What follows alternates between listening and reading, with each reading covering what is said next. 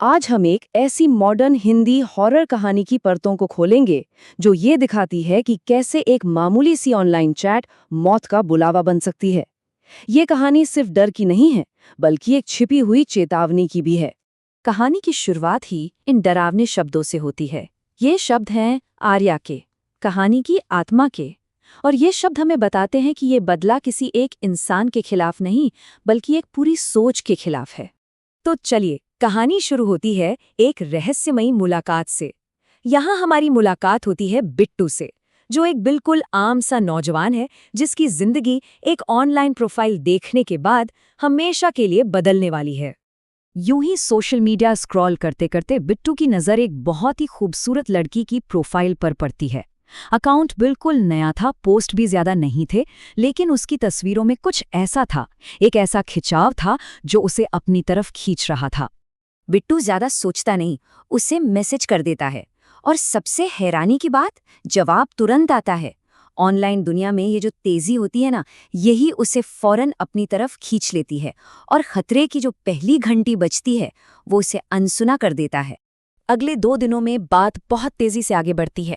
मतलब हल्की फुल्की बातों से शुरू होकर ये एक गहरे ऑनलाइन रिश्ते में तब्दील हो जाती है।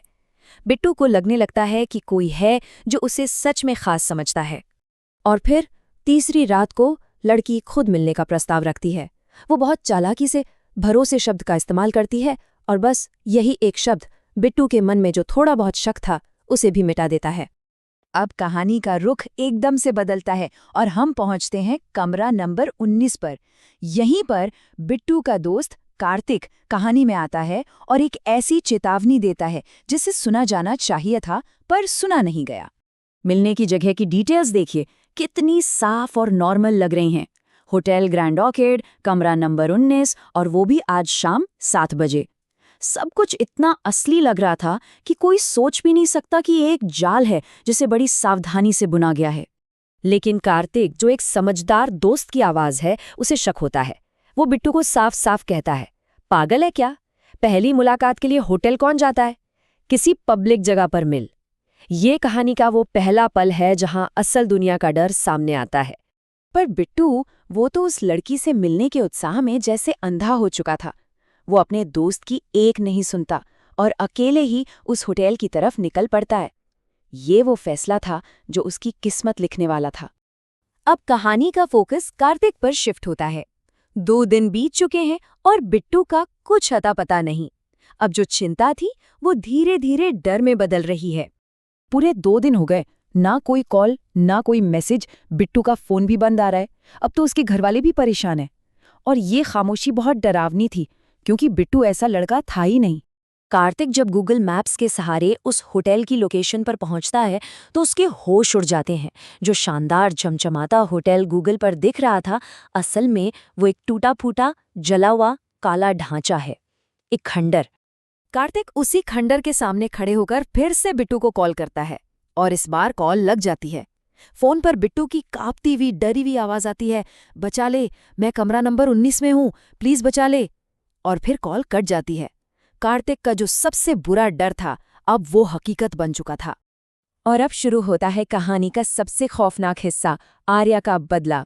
कार्तिक अपने दोस्त को बचाने के लिए उस भूतहा होटल के अंदर कदम रखता है जहां उसका सामना असली दहशत से होने वाला है। जैसे ही कार्तिक अंदर जाता है, कुछ ऐसा होता है जिस पर यकीन करना नामुमकिन है। वो खंडर पनक झपकते ही बदल जाता है। उसकी आंखों के सामने वही गूगल वाला नया चमचमाता होटल खड़ा था, लेकिन पूरी तरह से खाली और वीरान। कमरा नंबर 19 में कार्तिक का सामना होता है उस लड़की की आत्मा आर्या से। और यहीं पर वो सवाल उठता है जो इस पूरी कहानी की जड़ है। आखिर 12 साल पहले उस कमरे में हुआ क्या था? और फिर आर्या अपनी दर्दनाक कहानी बताती है। 12 साल पहले इसी कमरे में उसके भरोसे का कत्ल हुआ था। उसके बॉयफ्रेंड ने धोखे से उसका एक निजी वीडियो बनाया। कुछ ही दिनों में उसने वो वीडियो पूरे शहर में फैला दिया। लोगों के ताने, बेइज्जती वो बर्दाश्त नहीं कर पाई और उसी रात आर्या ने इसी कमरे के पंखे से लटककर अपनी जान दे दी। आर्या अपने श्राप का मकसद बताती है। वो कहती है कि जो लड़के लड़कियों को सिर्फ वासना की नज़र से देखते हैं, उनके लिए ही ये कमरा खुलता है। और फिर वो सबसे डरावनी बात कहती है, मैं तुम्हें तुम्हारे दोस्त के पास भेज दूंगी। मतलब बिट्टू अब इस दुनिया में नहीं है और अगला नंबर कार्तिक का है। कहानी के इस आखिरी हिस्से में खंडर का असली सच सामने आता है। कार्तिक को भागने का एक मौका तो दिया जाता है, लेकिन क्या यहाँ से कोई बचकर निकल सकता है? और यहाँ से एक भयानक भागदौड़ शुरू होती है। होटल वापस खंडर में बदल जाता है। लिफ्ट बंद है। कार्तिक सीढ़ियों की तरफ भागता है, लेकिन मेन दरवाजा बाहर की तरफ नहीं बल्कि एक और कमरे में खुलता है, जहाँ छत से एक सड़ी हुई लाश लटक रही है और पीछे से आर्या अपने शरीर को उल्टा करके रेंगते हुए उसकी तरफ बढ़ रही है। अगली सुबह ठीक 6:40 पर लोकल पुलिस को एक कॉल रिकॉर्डिंग मिलती है और ये है कहानी का अंजाम। पुलिस की रिपोर्ट में साफ लिखा है, बिट्टू शर्मा और कार्तिक वर्मा दोनों की लाशें होटल ग्रैंड ऑर्किड के कमरा नंबर 19 में लटकी हुई मिली। मौत का कारण आत्महत्या, ठीक वैसे ही जैसे 12 साल पहले आर्या की लाश मिली थी। तो आखिर में सवाल यही बचता है, क्या ये सिर्फ एक डरावनी कहानी है या आज के डिजिटल जमाने में सम्मान और उसके नतीजों को लेकर एक खौफनाक चेतावनी?